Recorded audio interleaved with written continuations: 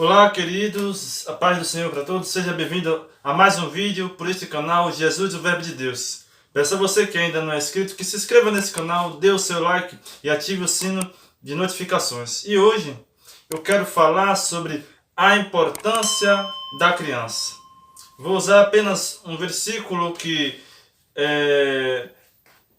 acho que todos já conhecem, que está lá em Provérbios 22:6. Ensina a criança no caminho que se deve andar, e quando for velho, não se desviará dele.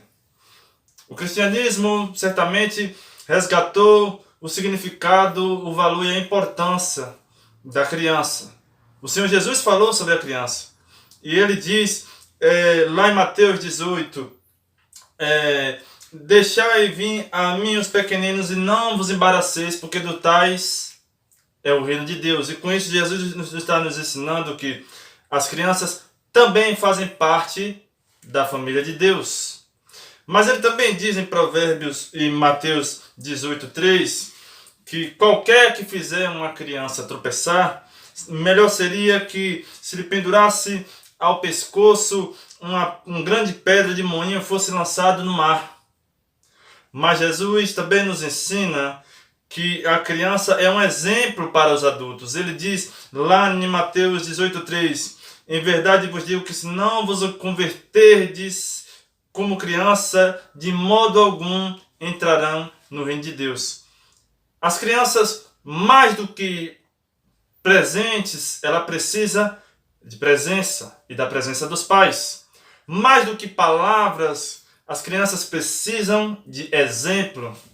E a vida dos pais, certamente, deve ser um exemplo para as crianças. O espelho, ele não grita. O espelho, ele revela. O espelho, ele reflete. E ele precisa estar limpo para que ele possa iluminar e refletir.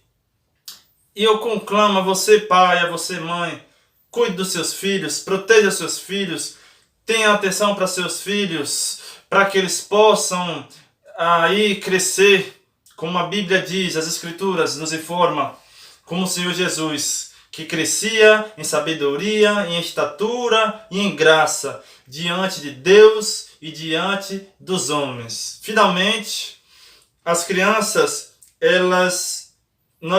os pais precisam investir nas crianças.